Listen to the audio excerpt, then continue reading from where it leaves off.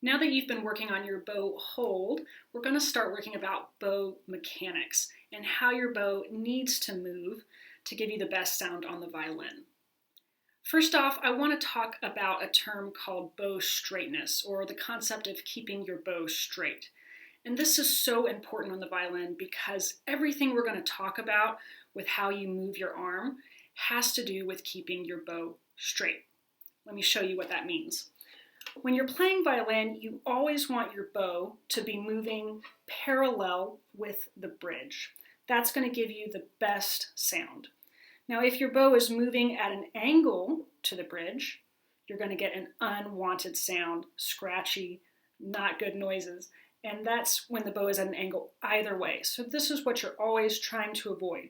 You're trying to keep it parallel with the bridge in a straight motion. Now this is a little harder than it sounds because our bodies weren't really designed to move in straight lines. We're kind of naturally designed to move in circular motions. So you have to do a little practice and a little thinking to get your arm to move in a certain way to keep the bow straight.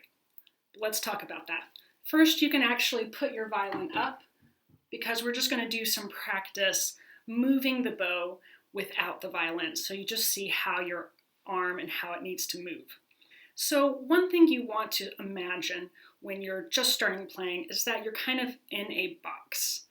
Now you want to stand shoulder width with your feet shoulder width apart, or if you're sitting with your feet about shoulder width apart and have good posture, stand up nice and tall. And when you're playing, I want you to imagine that you're kind of in a box, that there's these lines going down from your shoulders, and you don't really want to move outside of that box. Now, I will have a caveat here because everything I'm saying can be changed later on. Basically, everything I say about how to use the bow, how to hold your hand, you might change those things. There's lots of different ways to play. So later on, you probably will change these things and rethink. But just for starting off, I think it's good to kind of have these parameters to really help your technique develop. So I want you to imagine kind of these imaginary lines going down from your body. And especially right here on your right hand, there's kind of a line that's going down. Now, that doesn't mean that you can't ever play outside of this and kind of have this elbow back here. You'll see people playing like this all the time. But just for now, I want you to keep your bow arm in front of your body, so you're never playing with your bow arm out here to the right. So you've got your bow arm in front of your body, you're holding it up, and you've kind of got this L shape going on. Remember, the wrist is nice and relaxed, the fingers are just dropping after the wrist, and the elbow and the wrist are pretty straight. Now, when you're trying to move the bow and keep it straight, you're not going to swing this way.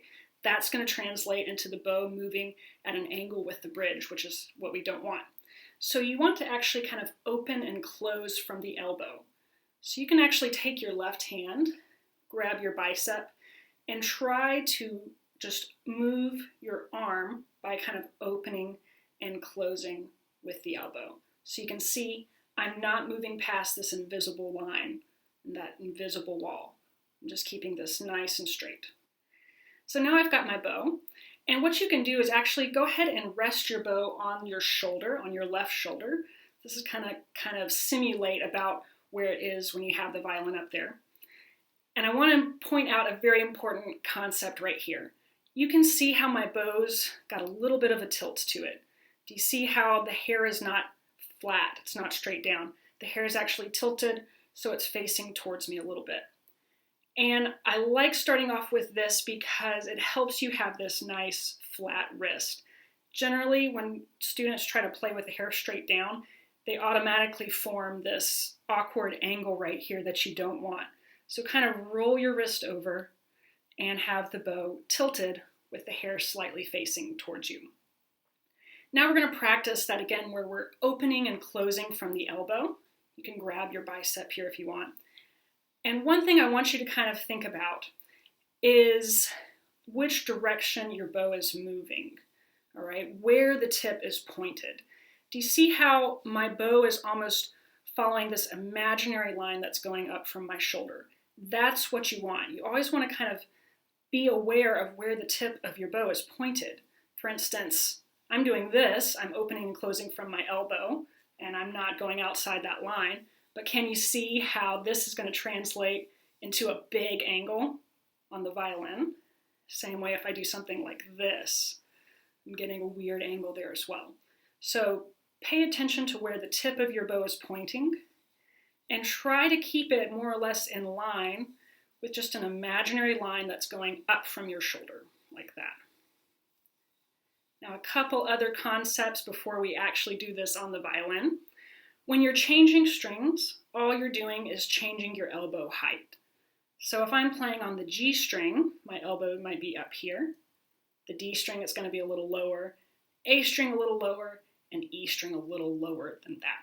So to change strings, you're just changing this elbow height, but everything else is going to work the same, more or less. All right, let's try that on the violin.